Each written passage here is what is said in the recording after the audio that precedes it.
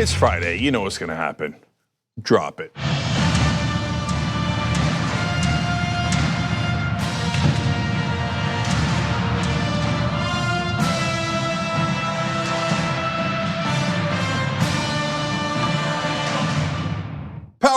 Power panel. Okay, John Idolo, We've been working together for 7 years almost. Okay, I'll get it one day. So, and Naira Hawk for the first time, at least with me, yes. Thank you. Okay, great to have you here. Naira's on Sirius XM, where we first got started and have had about 17 different shows throughout all the years. And was formerly a senior director in the White House's State Department. Fancy schmancy title, right? That is. Fancy schmancy. Back when the State Department meant something. Yes. Yeah, back when it stated. And had people in it. And it had diplomacy. That's pretty neat. I wanted to ask you one quick question about that. So what does a senior director in the White House do? Right? Exactly. Right. Some of it, I have to say, it's give them a fancy title because they're in the White House, so they can have some authority over all the other minions that are in the government. Yeah. No, but my job there was actually, it was kind of keep all the trains running on time. And a lot of it is doing what the Trump administration is not doing right now. It was like actually coordinating policy, talking to different branches of the government, and be like, oh, we have this thing we want to do in immigration. We probably should get some people around the table to discuss it. All the people where the things matter, so we don't end up with everyone being surprised about children being separated at the border. It's like, child immigration, the unaccompanied minors. These are some of the issues I worked on. I worked with all the national security agencies, kind of keeping us on the same page, and so it really breaks my heart to see how we are not working all one team, one fight when it comes to what we do overseas. Yeah, although sometimes since it's the Trump administration, I don't agree with their goals. I welcome their incompetence. So I like when Trump randomly tweets something and everybody else in the government goes, "What?" They're not exactly the most effective about implementing anything, at least on the domestic front so far. It's more of like what they're undoing and unraveling, right? So domestically, they're unraveling all these great things we had about protecting the environment and keeping our food safe, just basic things that called regulations, and they give them a bad rap. And overseas, they're just thumbing their nose at all of our friends and allies and people who want to work with us, and instead just building relationships with rogue assassins, apparently. Yeah. Well, people attacking the media both at home and abroad, as we're about to tell you guys. And a little bit later in the program, and by the way, also at Politicon, the two panels, What's Next for Liberals and Bomb Iran. I assume you're in the anti-bombing contingent of that panel. Generally speaking, I prefer not to start with bombing people. It's just how I roll. Well, so Bill Kristol's at Politicon on a bunch of panels on a panel with Anna. Is he on the bomb? We're on the same panel, and we were just on a panel on CNN together too, where we really agreed that's how bad the Saudis are. Wow. Like he and I were, we are spectrums apart when it comes to foreign policy and just politics, but we're like, no, this actually is really horrible and bad for America. Yeah. That's the beauty of the Trump administration. It's bringing us all together. Don't worry, on that panel, you guys will be back to disagreeing.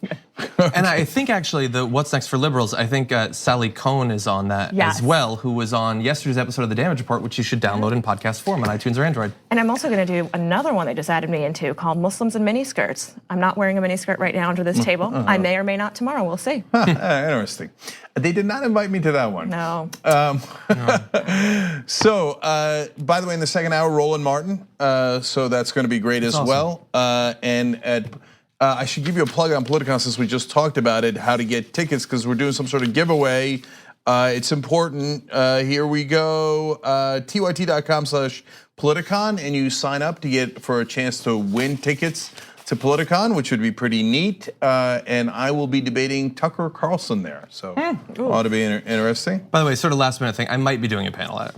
Oh, is that right? I'm talking to someone. I'm not sure if I want to. Okay. But just because of the particular situation. But anyway, it might happen. We can put you in on the Muslim in miniskirts one if you'd like to join. That would be awesome, actually. Actually, I remember, so I did a little bit of studying in Egypt, and at some of the universities, they had old photos of like some of the administrators who went to school in Egypt back in the 70s, and they show, and they've got long hair and miniskirts and everything like that, and obviously things had changed so much. So that's some of the conversation is what's perception, what's reality, how do everyday Muslims really kind of sort of look. Yeah. Let's just note the humble brag that just happened, and we can move forward. That's okay. I've only brought it up 1,000 times. Anyway. Okay, anyways, 17 days before the election, don't forget to vote. You gotta vote. I know we got to get to the stories, and I'm going to tell you the little bit later story on Beto. Did he apologize one more time? Oh no, don't do it, Beto, don't do it. All right, anyways, but I read something this morning, 3 things that are discouraging about the state of the vote, and 2 that are very encouraging. So 3 are, unfortunately, in early voting, young people are not voting nearly in the numbers that were expected or needed for Democrats to gain control. Latinos also not voting in the numbers that were hoped for. The Republicans' lack of energy not happening. They're still fully energized. Okay, all 3 of those are pretty bad. But on the upside, Democratic energy in early voting and just about every other metric is literally record breaking. So never been this high. And when you combine primary voting, special election voting, and early voting, it appears that the wave is coming. So, but you got to show up, brothers and sisters. If you don't, the Republicans always show up. I mean, you got to give them that. When it comes to the vote, they always deliver. So but there's a lot more Democrats in the country. All you got to do is show up and vote. That's the main thing. All right, that's my public service announcement for the day. Later, we'll give you a incentive to vote on that Cruz O'Rourke thing, but I will show you that again, and we'll tell you how much you guys funded it. But that's a little bit later in the program. All right, John. Okay, let's turn to more awesome news. It is campaign season, so Donald Trump, as he has been doing a lot of recently, went to Montana to hold a rally for himself. But while he was talking about himself, he also briefly mentioned the congressman in that area who needed his help, and that is Greg Gianforte. Now, if you remember Gianforte, it's probably because just days before his special election, he violently assaulted a reporter. Apparently, Donald Trump remembers him for that same thing, as you'll see in this clip. Never wrestle him. You understand that? Never. Any guy that can do a body slam, he's my guy.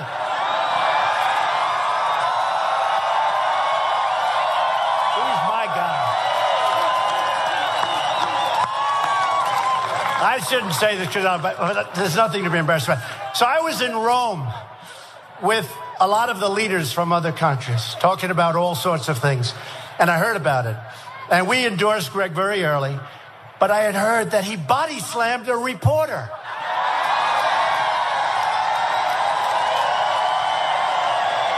And he was way up. And he was way up, and I said, oh, this was like the day of the election or just before. And I said, oh, this is terrible. He's going to lose the election. Then I said, well, wait a minute. I know Montana pretty well. I think it might help him. And it did. That's awesome. Okay, so I am going to come at this from probably a different point of view than all other pundits. And so everybody's shocked and chagrined for very understandable reasons that we'll all get into. I want to note in the beginning that it is actually not bad politics. And so that's the unacceptable part, but you got to know the reality in order to adjust to it, okay? So, and I have literally told Democrats in Montana, progressives that are running that care about my opinion, don't ever call him the body slammer because it sounds cool. Yes. It's a compliment. Yeah. This is the state that elected Jesse Ventura to be their governor, right? A former wrestler. No, that was Minnesota. Okay, I'm confusing my own states. But Montana, Minnesota starts a very similar start. So no, but yes, in terms of populist appeal, Trump is the WWE president. Okay, they treat him like he's Hulk Hogan. And I've explained this before that Jim Acosta, the CNN reporter, in this case, the crowd started looking at him when Trump pointed to the press and said, when as he was saying, about the body slam, etc. And a bunch of people started doing this to Jim Acosta, like we're gonna body slam you. Apparently, one guy did this and ran his thumb across his throat. But in a lot of these rallies afterwards, they go up to Acosta and ask for his autograph. So why in the world do they do that? Because he's a heel. It's a soap opera. It's WWE, and so and that's why. Look, certainly for Republican voters, I don't think it plays poorly. Okay, and for a lot of independents. The most important thing is independence, right? So that's why I counsel people to don't call him a body slammer, call him the criminal Gianforte, because he is. He pled guilty. He's a convicted criminal for assaulting a reporter. That's your preface. Now let's talk about how terrible it is that you're encouraging violence against reporters, because it's not actually WWE. It's the real world where there's real violence. Like, for example, a reporter was just dismembered and beheaded. I mean, of all the times to celebrate a political figure physically assaulting a reporter, he has no sense at all. Or right after Khashoggi, to go and celebrate assaulting reporters is unreal. And it's not that long ago that someone went into the Capitol Gazette newsroom and gunned down multiple reporters. Like, it's one thing, like, yes, maybe some of the fans see him as a heel, but there's other people who like Donald Trump and like his politics and think every once in a while about murdering journalists in America. And it scares me that he gets so much cover. Like, Fox News is gonna love that. I agree totally, it's great politically. If he told them that they should go out and kill libs, that would be pretty good for him politically too, probably. I don't think that there's any bottom level to this. It's just terrible that this is where we've gotten to and that there are so many people providing cover for him. Well, give him bread and give him circuses, right? This is what he's doing. He is giving them exactly what feels good in the moment. And it feels good to start a fight, I guess, or to pick a fight with somebody. And maybe it feels good to be a bully for the near term, but it's not a great long-term strategy for, I don't know, actually building a civilization that's going to work well in the future. Yeah. And then, of course, you see the ridiculous hypocrisy, both from individuals and from his side generally. So Eric Trump went, I think a 2-day period from saying, Eric Holder saying, when they go low, we kick them. That is just uncivil, and that is what is wrong with America. My dad saying the body slamming is awesome. People don't want someone who's gonna carefully just deliver their talking points. They want someone real, and there's no inconsistency between those, he says, specifically. And then, in general, what are you getting from the right these days? The left wing is a violent mob. They are coming for you, they're violent, out of control. Isn't it awesome when our guy body slammed a journalist? Isn't that great? Isn't it great when the Proud Boys roam through the streets of New York beating people? Isn't it great when the Prayer Patriots stock sniper rifles on the top of parking structures before protests? Isn't that awesome? Against those left wings, man, they're a real mob. They're real dangerous coming for you. And if they're not a mob, then they're nerds who deserve to get beaten up because at the same time, because they're too intellectual, right? They're think too much about things. Yeah. So. What a ridiculous country we live in. I know, and what drives me crazy is not the right-wing hypocrisy. I'm enormously used to it. And look, they don't live in the fact-based world, so then they can have any fantasy they like. And so for you and I, it might seem irrational to think, well, how could you call the protesters, just protesters who were loud with their voices in the Kavanaugh situation, a mob, but celebrate violence that your side does? Literally, like, I mean, you saw the video, they're cheering, like, yeah, let's beat up people and insult them. The left's a mob. So to us, that makes no sense. To the right wing, just for all of you out there who are progressives or rational people, you gotta let go. You gotta let go of trying to figure them out. There is no figuring them out. They just don't mind holding two different thoughts at the same time. They don't mind being hypocrites. And they don't care to be fair to you. You're constantly trying to figure out how to be fair to them. And wait, that doesn't make sense. They don't care about fairness. That's not their game. Their game is we punch you in the face, and if you bother to speak back to us, mob, let's go put them. And why do they say mob? One, they live in a fear-based world, and they want their voters to vote based out of fear. And two, they believe in fascism. So at some point, if you ever do anything back to them, great, lock them all up, put them away. It's an easy, ready-made excuse. It's how they want to handle law and order in the United States too. It's all part and parcel of the same. Like, well, it's fine to arrest people unless you're coming after me, but they want to be in that position of power to be able to do that, right? Transparency does not play well for them, and transparency, whether it's body cams or transparency of reporters, it's never going to be something that they're in favor of, no matter how much of a principle of democracy it is. Yeah. So, but to finish the thought, but what drives me crazy is the press. Because, all right, I get the right wing. I understand them, I think, better than most folks, certainly that do this for a living. But apparently everybody in the mainstream media does not understand them. They keep thinking, no, it's 50-50. It's 50-50. We're gonna put out their talking points and we're gonna put out the other side and we're gonna let you decide. No, No, there is no let you decide. Give us the facts, not 50-50. If the facts are not 50-50, don't call it 50-50. If the Lakers won and the Celtics lost, don't say the Celtics say they won and the Lakers say they won, right? Well, who won? Who's right? Who's actually in favor of assault? I mean, after this, it is astoundingly clear. No one should ever write in an article or say on television again, both sides do it. No. One side ran over somebody and murdered them in Charlottesville. This guy celebrated by saying there are very fine people on that side. He's told people to punch people out and at his rallies. He's now celebrating the assault of a reporter. The next time any right winger ever says mob on television, every single anchor is obliged to correct the record and say, no, your president is in favor of violence. He celebrates violence, but they never do. They never do. We need to talk about a relatively new show called the Republic, or UNFTR. As a Young Turks fan, you already know that the government, the media, and corporations are constantly peddling lies that serve the interests of the rich and powerful.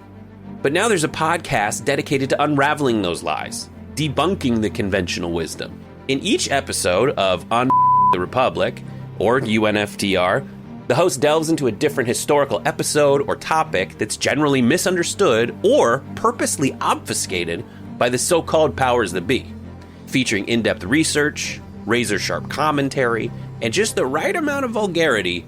The UNFTR podcast takes a sledgehammer to what you thought you knew about some of the nation's most sacred historical cows.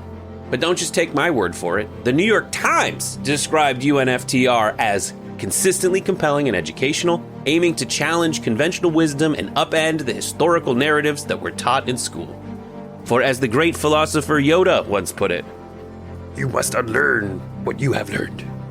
And that's true whether you're in Jedi training or you're uprooting and exposing all the propaganda and disinformation you've been fed over the course of your lifetime. So search for UNFTR in your podcast app today and get ready to get informed, angered, and entertained all at the same time.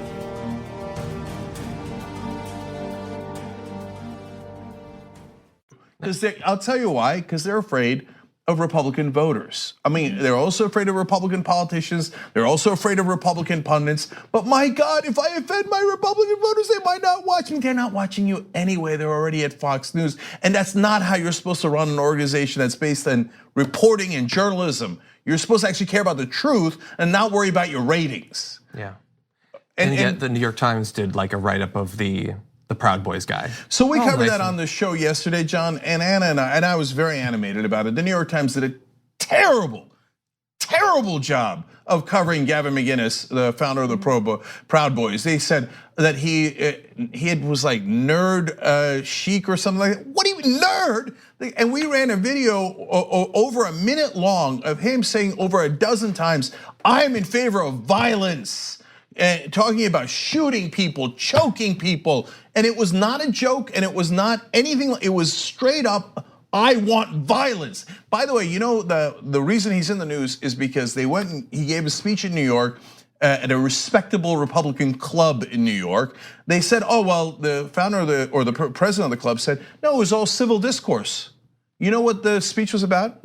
Celebrating the murder of a socialist in Japan by a fascist. They even reenacted it. They reenacted the murder of a socialist by a fascist. And the Republican Party in New York celebrated that with Gavin McInnes. Oh, both sides do it. Are you kidding me?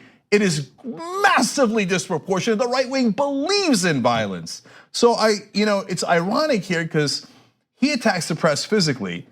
And what do? I'm now criticizing the press, and there's a giant difference. And by the way, they will call that even. I don't want you assaulted. I want you perfectly safe, but I want you to do your job. He doesn't want you to do your job. Every time you call it 50-50, you aid and abet Donald Trump in his attacks on the truth and on journalism.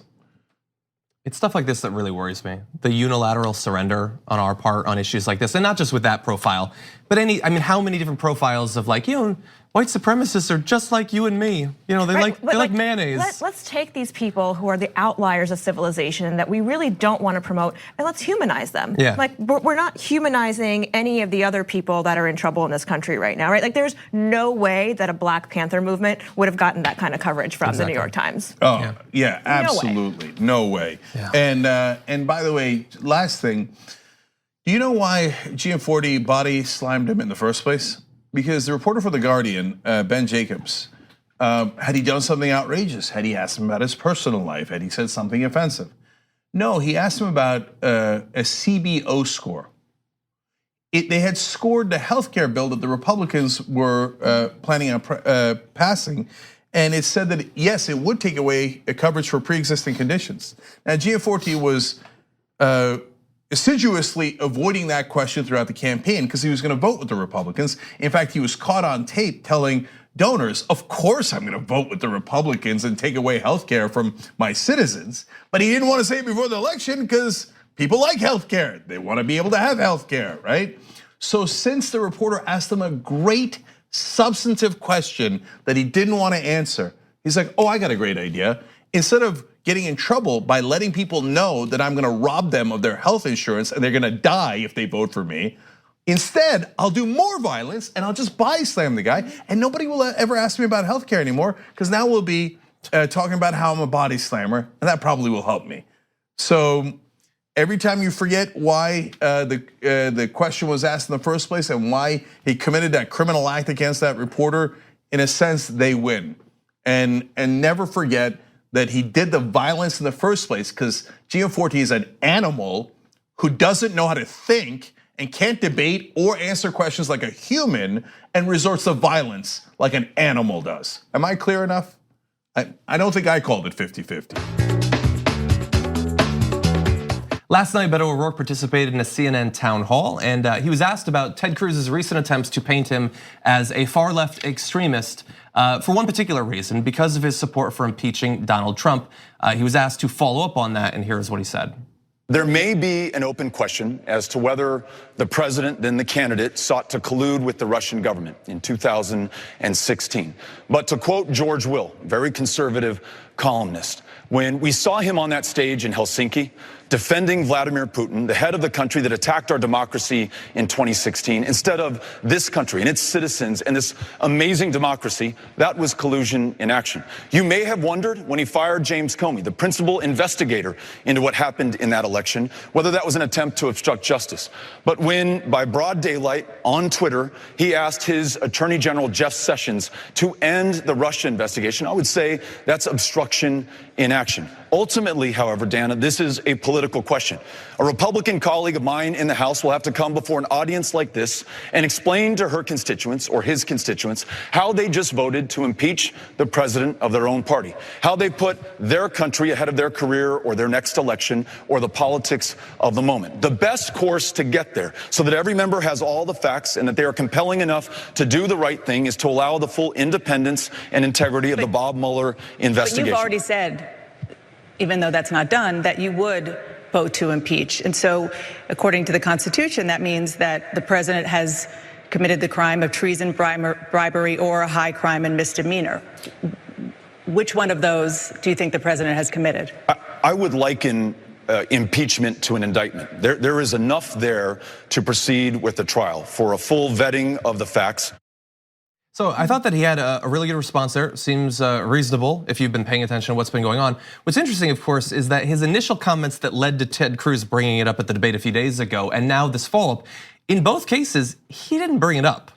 So Dana Bash, of course, obviously coming from a similar side as Ted Cruz, like they are trying to get him to talk about it. And I think that he sounds quite reasonable, but again, this is not something that he is like personally trying to campaign on. Yeah, I like that answer. I thought that was strong. And when I read the headline, and they just had one quote about how the indictment quote that you guys just saw, I was worried that he didn't back it up with facts, but he did. You know, when I watched the video, you guys all just saw, he explained it. To me, the most compelling part of it, And by the way, I don't know how I would vote on impeachment if I was in Congress now. I'm curious what you guys think. So look, there's all these things where he's violated the emoluments clause and he has all these conflicts of interest all across the world. I think that's a legitimate issue. Is he trying to profit from the office? But Beto's reasoning is, I think, perfectly sound, which is it is an indictment. It's not a conviction of the president. It's not throwing him out of office to impeach him. The House impeaches, the Senate convicts, and you need 2/3 of the Senate to convict. And so, do you have enough evidence? Well, he fired James Comey and said on national television, "I fired him because of the Russia investigation." Well, if you fire the guy investigating you, that is by definition obstruction of justice. So I'm very curious what Mueller has, but we all saw the obstruction with our own eyes. Then he said, Jeff Sessions, I want to fire him because he didn't because he recused himself from the case. I wanted him to end the Russia investigation. Well, that's 2 times. He admitted publicly that he wanted to obstruct justice. So is that enough to indict him in essence by impeaching him in the House? Yeah, perfectly good argument to make on that. So I don't think this is an outrageous thing. I think that they should defend that even more. Well, that's Congress's basic function. It's oversight of the executive branch. Do the oversight, look into these things, stop burying them, stop dismissing the reports, actually do your job. I think that is a very reasonable thing for Democrats to get behind of why they need to take back the House. I do think that Ted Cruz, they do have higher Republican registration. They see Donald Trump as their guy. So when they try to get a Democrat to say, I want to impeach Trump, they're like, look, see, they hate us, they're after us. They're trying to play the emotional game. And I like Beto's answer. He's like, no, this is part of a bigger legal process and part of what our job is supposed to be in Congress. Yeah, I agree strategically, because if you listen to him at his own events, at the town hall generally, at the debate with Ted Cruz, I mean, he is talking about a laundry list of different issues that affect generally economically Texans across Texas. That is what he wants to actually campaign on. I also would vote though, but I would probably do it for the emoluments. I think that very often, including up to right now with Saudi Arabia, his own personal financial interest is driving US policy, and that is completely unacceptable.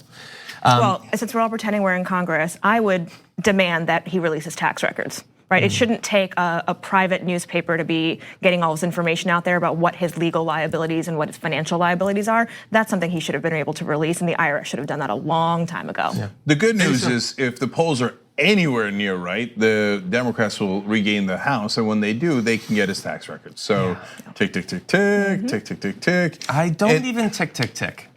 Because it's not guaranteed that it's going to happen. All right, let's see what happens. Help us if it doesn't happen. I hear you. Hey, listen, don't get me wrong. Vote and get the shirt at shoptyt.com.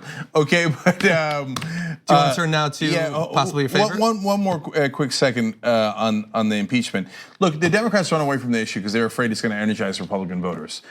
Everything energizes Republican voters. Stop panicking about that. Well, so since you run away from the issue, what it does is it never allows you to explain why you would be in favor of impeachment and when the things that Donald Trump has done wrong. That's why I love that answer by Beto, because for the first time, I don't know if it's the first time, but one of the very few times on television, you had a Democrat clearly explain obstruction of justice and how that's a crime, and Donald Trump has committed that crime. You almost never hear that case because the Democrats are afraid of their own shadow and have basically ran away from that issue. And you also don't hear about it because Fox News has been covering that caravan for the past 48 hours, basically. Okay, let's turn to another issue. In the last debate against Ted Cruz, Beto O'Rourke actually called him Lying Ted, something he had avoided doing previously despite it being teed up for him by the president in the last Republican primary. He was asked about that at last night's town hall, and he seemed to backtrack just a little. I decided that I could either spend the rest of the debate responding to every single dishonest thing that he said, or I could make sure that everyone understood exactly what he's doing. I said, look, he's dishonest. It's one of the reasons that he got tagged with this nickname, and that nickname resonates because it's true. But I got to tell you, it's not something that I feel totally comfortable with, and perhaps in the heat of the moment, I took a step too far. And, you regret it? You know that. I don't know that that's the way that I want to be talking in this campaign. So that really seems to buttress what you had been saying earlier about he just doesn't necessarily have it in him. Ben said that on the Damage Report earlier this week as well. Yeah. Nah, I hate that answer. That's backtracking and that's apologizing and that shows terrible weakness. So I loved his impeachment answer. He is incredibly strong on some of the policy issues, most of the policy issues, and he's a million times better than Ted Cruz. But our job is to call it like it is, and that's, to me, is a terrible answer. Why is everyone so afraid of calling these people liars? Right? Like, you don't see it in headlines, you don't see it in reporting. If it's not a fact, it's a lie. I mean, it's one or the other. Which one is it? Why is it so? Is it just emotionally so difficult? That's a great question, and I think I have the answer, which is that in Washington, the number one rule is you must be civil to everyone else in the elite. Now, and that's a mistake that the Crown Prince of Saudi Arabia made, because Khashoggi, by being a Washington Post columnist, became part of the US elite as he lived in Virginia. So dismembering and beheading people, well, Saudi Arabia actually does that fairly routinely. All the time. Yes, and no one cares. In Yemen, they've butchered civilians, thousands upon thousands of civilians, no one cares. You do it to the elite, whoa, you got a problem. But it's not just, I mean, what they did to him obviously was as extreme as it gets. A simple insult to the elite is considered on television and in the media to be a far greater offense than any killing of civilians abroad or anything along those lines. So lying, saying that someone is miscommunicated, okay, maybe if you're really on the edge, prevaricated, right? Misled, right? But lying, being obsequious, right? But lying implies intent, bad intent, which is exactly what Ted Cruz has. So that's why you should say it. And guess what voters prefer? Well, you being honest about it and call it like it is. Voters would much rather have you say that Ted Cruz is a liar than apologize for it or call it prevarication. I mean, come on, man, don't live in the Beltway. So in the debate, he did call him a liar. That was good. But the second part of his problem with his answer right there was that, no, you actually should have backed it up throughout the debate. He said, I didn't want to keep talking about it throughout the debate. Why? You're in a debate with him. We covered the debate live for our members, right?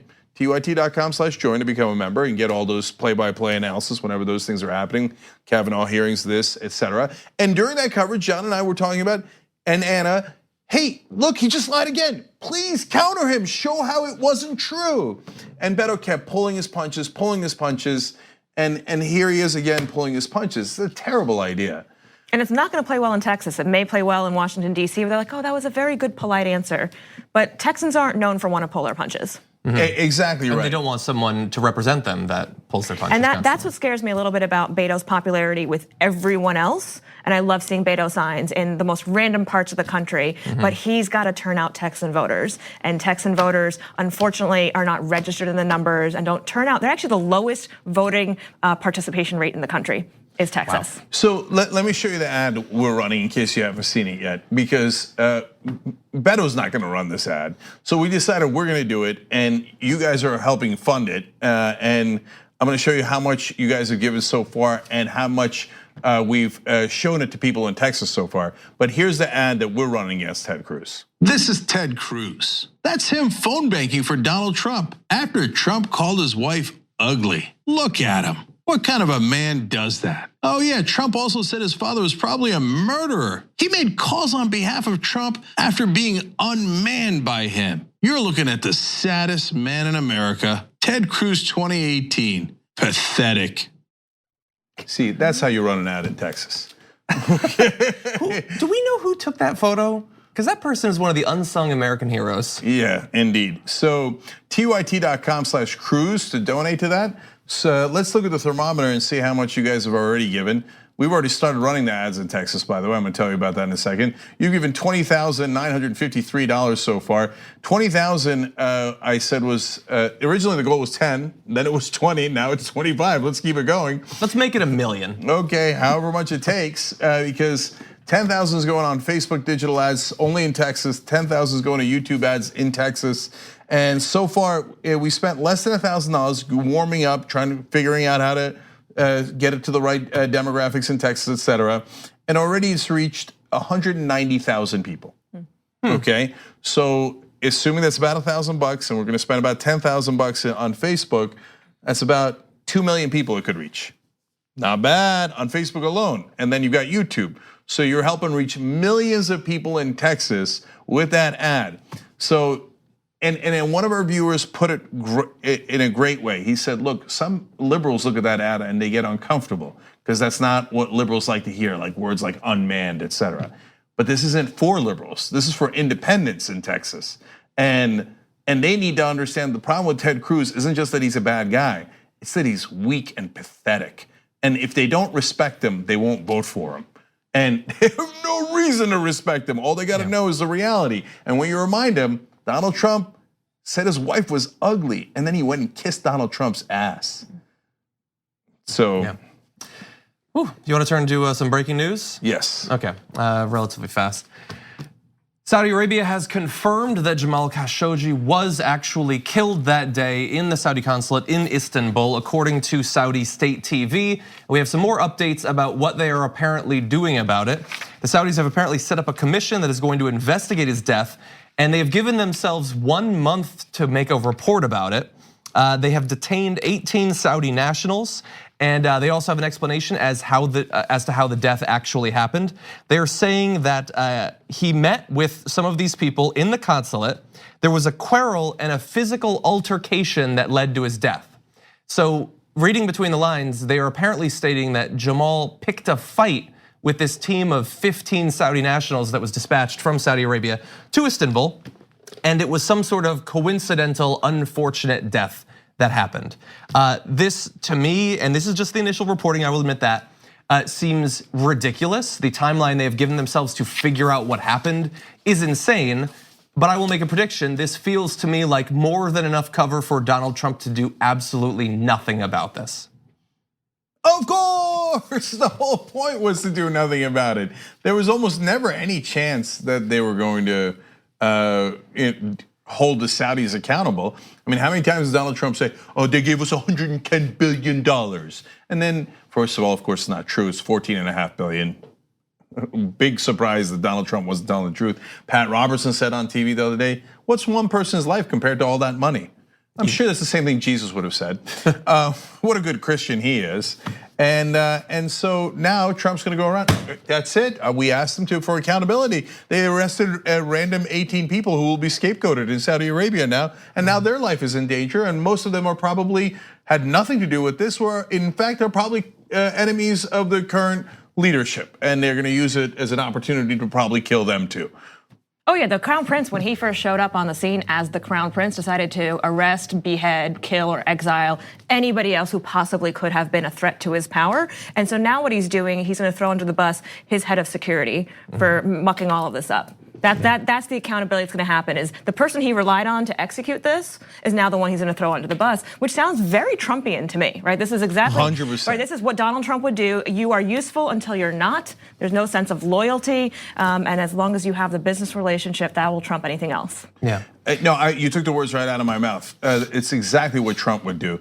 He'd get you to do something stupid, then turn around and yell at you. Oh, duh, well, why did you do such a stupid thing? Like tell Giuliani to go make ridiculous defenses that's gonna get him in bigger trouble, then yell at him afterwards. It's his MO, he does it almost every time. And let's talk about who else he praises in the world, right? I mean, I really think that this is what he's telling us he would like to be. It's not just about the military parade that he saw in North Korea that he wants to see down Pennsylvania Avenue. He likes the idea that the head of the president of the Philippines, Duterte, is able to go out and just kill people by calling them drug murderers, like drug dealers. That's it. You just kill them. He likes the idea that somebody is writing against you and your rulership, not the country, right? Like Khashoggi was writing great things about what Saudi people are capable of, that if somebody says something against your rule, rogue assassins can come and dismember you. I mean, I think this is all signals of the kind of country that Donald Trump would like to see. Yeah. Is there such a thing as a rogue assassin?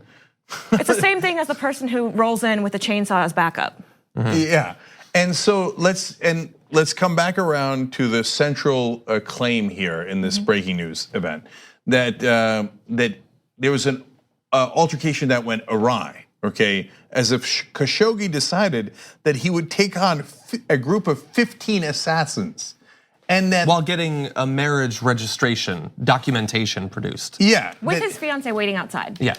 At TYT, we frequently talk about all the ways that big tech companies are taking control of our online lives, constantly monitoring us and storing and selling our data. But that doesn't mean we have to let them. It's possible to stay anonymous online and hide your data from the prying eyes of big tech. And one of the best ways is with ExpressVPN. ExpressVPN hides your IP address, making your activity more difficult to trace and sell to advertisers. ExpressVPN also encrypts 100% of your network data to protect you from eavesdroppers and cyber criminals. And it's also easy to install. A single mouse click protects all your devices. But listen, guys, this is important. ExpressVPN is rated #1 by CNET and Wired magazine. So take back control of your life online and secure your data with a top VPN solution available, ExpressVPN. And if you go to expressvpn.com/TYT, you can get 3 extra months for free with this exclusive link just for TYT fans. That's expressvpn.com/TYT. Check it out today.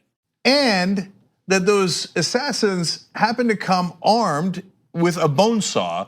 But like in case, just back up. That's in case while we're giving a marriage license to this guy, he decides to try to kill all 15 of us, and we decide to kill him in self-defense. Maybe we should have a bone saw handy to dismember him afterwards. And this report, right? Like, how much bull is that going to be? They have a month to come up with whatever fancy words they want, and it's going. I mean, the investigation didn't even start until they'd already cleaned up all the blood in the place. Yeah. So this is classic Washington elite speak. Let's do a working group and get to the bottom of this. Yeah. Let's get a report and really figure this out. This is frustrating for a lot of reasons. I mean, first of all, this is definitely going to lead to despots around the world killing more journalists because we will not respond in any way. We won't do anything. I mean, all the politicians who've been doing great work trying to put pressure on the administration to cut those arms deals, Bernie Sanders calling for pulling out of support for Saudi's war in Yemen, that will not come to pass because Donald Trump has all the power in this. So more journalists will be killed. I mean, he didn't care when Vladimir Putin was killing dissidents and journalists. It's more than just like the defending freedom of press and expression, right? Which is still something that the rest of the world doesn't do well in general. It's a signal he's sending to everybody of you just do whatever you want in your backyard. You can kill people, you can run things however you want, you can have the Russians invading your country. The United States wants a bit of your money, but that's it. We don't really have any, under Trump, we don't have any broader goals of what the world should look like. And he's in complete denial about the fact that we are interconnected in a global society. And one of the most frustrating things is, this is ridiculous. The Fox News cover on this is going to be ridiculous, and it is going to be the most convincing thing that has ever been said to Trump supporters. They will eat this up. Yeah, Jamal went in there and he attacked the entire consulate. He went in fist swinging, and they had to kill him with a bone saw. It's going to be even worse. It's like, well, he wrote some bad things about his ruler. Sorry, he's a Saudi citizen. Tough luck. That's what happens to you. Isn't it amazing though what he has been able to get these supposed like. They now think Vladimir Putin is a leader to look up to. Saudi Arabia is awesome. So they simultaneously, they hate Muslims more than anything in the world. And Saudi Arabia that's the place to be. The most fundamentalist Muslim government in the world. Extremists, let's call them that. Yeah. And they believe that. Yeah, they're awesome. They gave passports and they have the nationalities of 11 of the 9/11 hijackers, right? Like the thing that made America hate the Muslim world, Saudi was indirectly, if not directly, responsible for that.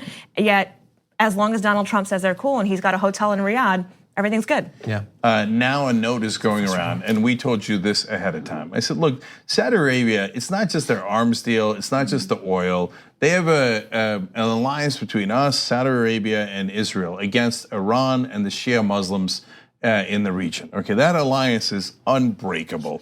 They're going to cover this up no matter what. In fact, they will soon start attacking Khashoggi. That's what we said when this story happened. And not only did they started attacking Khashoggi, as we told you yesterday on the show, guy on CRTV started calling him a radical Islamist. And they're like, remember, Khashoggi's Muslim, what do we care, right? That's basically the essence of it. And all Muslims are terrorists except Saudi Arabia, which actually does do the terrorism. They're not terrorists. Okay, innocent Muslims who are dismembered and beheaded, they are terrorists. And he said he's a terrorist sympathizer. He's against Israel, wink, wink. All that stuff happened. Now, today there's a news story about how the House GOP is sending out talking points about how it was Khashoggi's fault, that he had it coming. Okay, so you guys are absolutely right. The conclusion of this is twofold. One, we just sent a note to all the dictators and dictator wannabes throughout the world. It's okay, kill anyone you like, as long as we get paid. When we don't care at all. And the second note is to the conservatives at home. Muslims are terrible, except the worst, most extreme terrorist funding, fundamentalist Muslims in the world, they're awesome. The ones that just beheaded someone. Remember what you said about ISIS and all the reasons you hate Muslims? They do beheadings. They just beheaded Khashoggi. They cut his fingers, likely when he was alive. And now you're applauding it because your dear orange leader told you to. That's about the saddest thing I've ever seen. So enjoy being as pathetic as you are. There's like a 15% chance he will mime the torture and murder of Jamal at a rally at some point. God. Did a body the fact slam that last we're not objecting to that says something. I'm like, Oh, I yeah, object to actually, it. No, that we actually see that this is reason. That yes, that actually could happen in our current reality. Yeah, right. When it's like if someone suggested that in an earlier administration, Republican or Democrat, Obama. like we'd we be all like, pause, John, come on. What are the odds actually? Yeah. Very high. Yeah, give me odds, I'll bet on it. Okay, Please vote. I know, vote. We hope you're enjoying this free clip from the Young Turks. If you want to get the whole show and more exclusive content while supporting independent media, become a member at tyt.com/join today. In the meantime, enjoy this free segment. A pharmacist in Michigan apparently refused to dispense medication for a woman's miscarriage because of his religious beliefs. I want to give you all the details. This woman, Rachel Peterson, became pregnant earlier this year, and an ultrasound eventually showed in the end of June that her fetus no longer had a heartbeat. Her doctor prescribed her a drug that would make the miscarriage process happen faster and avoid her having to have an invasive surgical procedure, which apparently carries with it at least some risk of an inability to later give birth. So obviously wanting to avoid that amidst a terrible personal trauma, she was willing to potentially take this medication.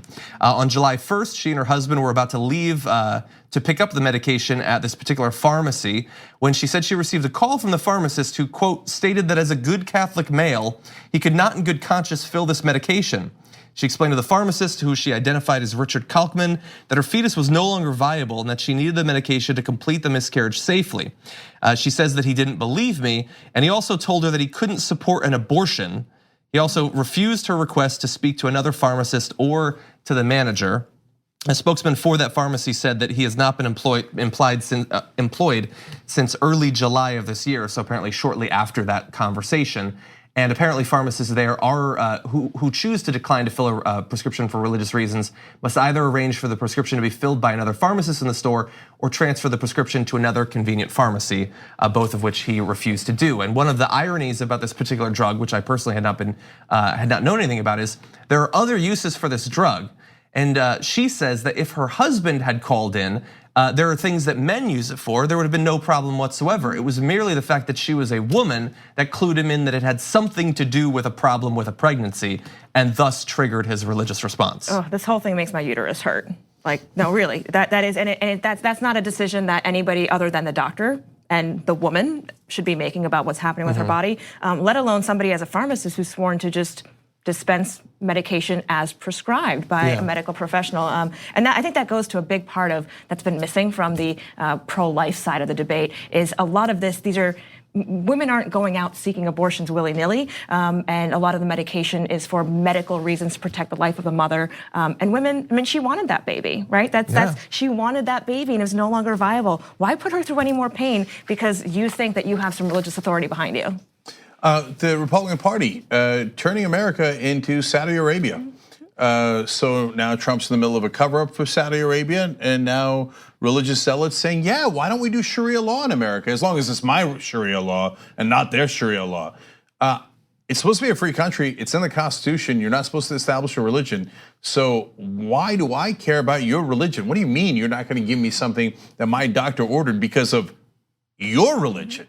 I mean, how preposterous. All right, so Muslims can just stop giving everyone bacon, right? When they go to the grocery store. And this was actually a case that happened in Minnesota and we were livid about it. Well, then don't work at the grocery store. Do your job or go home, right? No, apparently now Muslims can enforce their religion upon you, Jews can enforce theirs, Rastafarians can enforce theirs. We all get to say, okay, no, you all have to live by my religion. If you want that, you can go to Saudi Arabia, you can go to Iran, you can go to a lot of different countries, but that's not what America's about. But you guys don't understand the country because you believe in theocracy and you're fundamentally un-American. And let's also note the irony of the Laura Ingrams of the world telling LeBron James, shut up and dribble. Almost all the conservatives telling Colin Kaepernick, shut up and play. And basically shut up and do your job, right? In this case though, don't do your job on something that isn't kneeling. Who cares if whenever he kneels, right? It's about your life, your very life. And that guy gets to interfere in your life and will not do his job. It's unconscionable. And yet, Joe, I know, but I won't impose my religion on you. And the last irony, wait, I thought you guys were for small government. Oh, you're for small government when it allows the Koch brothers and giant corporations to pollute our environment and poison our kids. You're for small government when billionaires are getting tax breaks. But when somebody wants to control their own body, doesn't get any more freedom and liberty than controlling your own body. You say, no. I want jackbooted thugs from the government to control your body for you.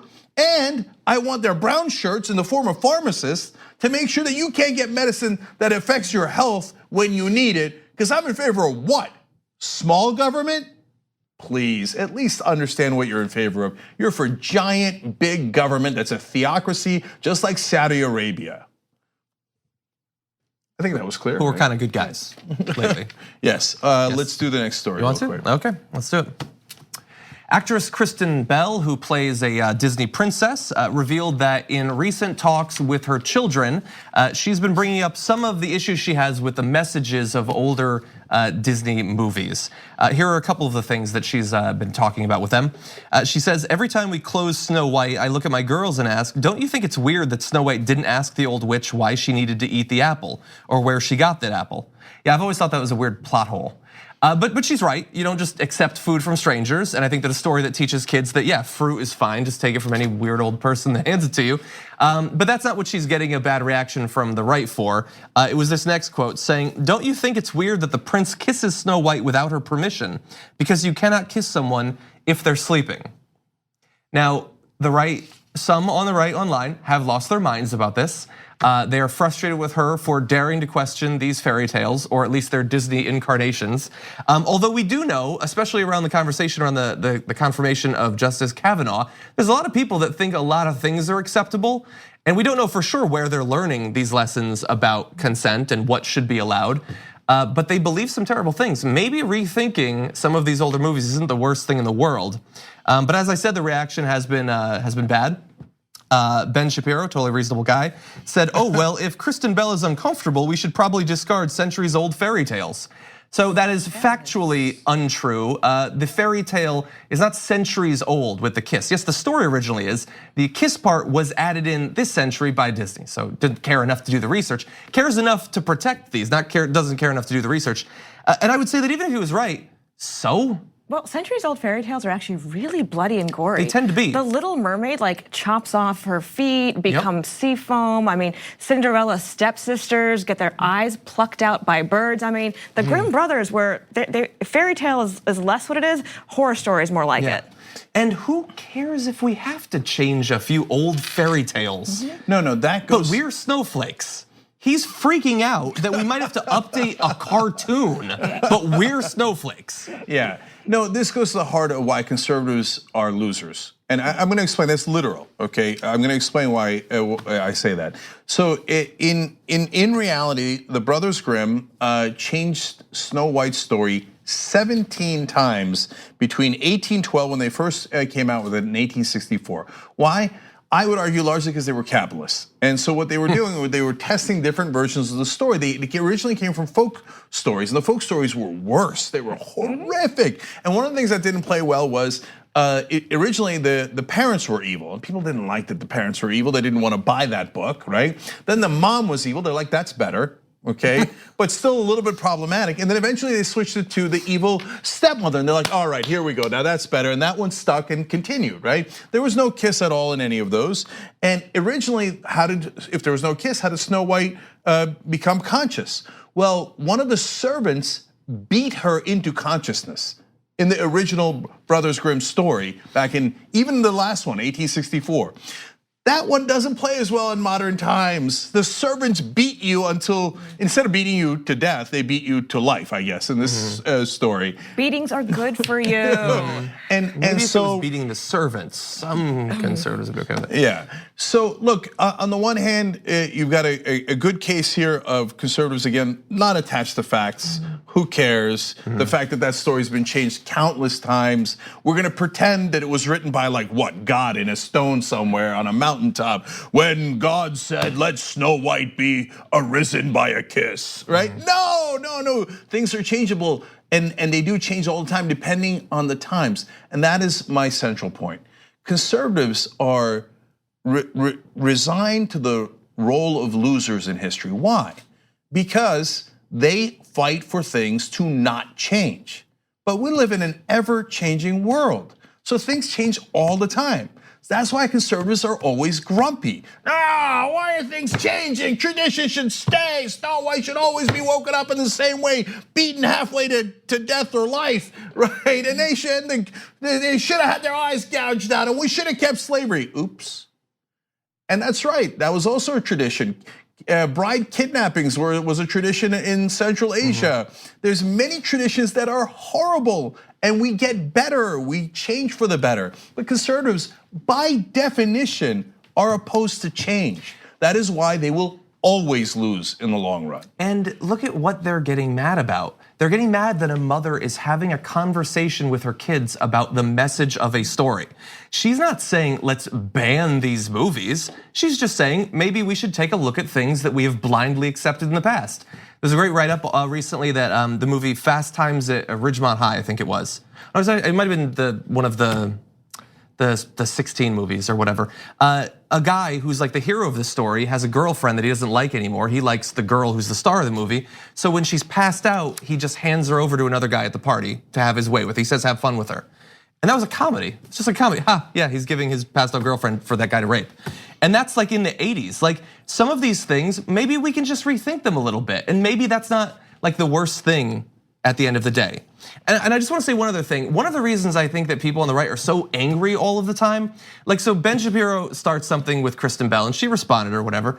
But imagine going through your life and knowing that the vast majority of the people that make the shows that you like and the movies that you like and the music that you like and the games that you like, all of these artistic, creative, independent people don't agree with you on anything. Don't agree with your values. If they knew you personally, like sure, they'd be polite to you, but they wouldn't agree with you on the things that you hold most dear.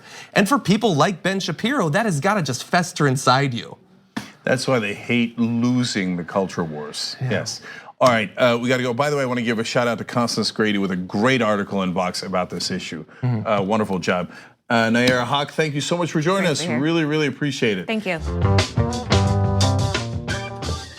Thanks for listening to the full episode of The Young Turks. Support our work, listen ad-free, access members-only bonus content, and more by subscribing to Apple Podcasts at apple.co/TYT. I'm your host, Cenk Uygur, and I'll see you soon.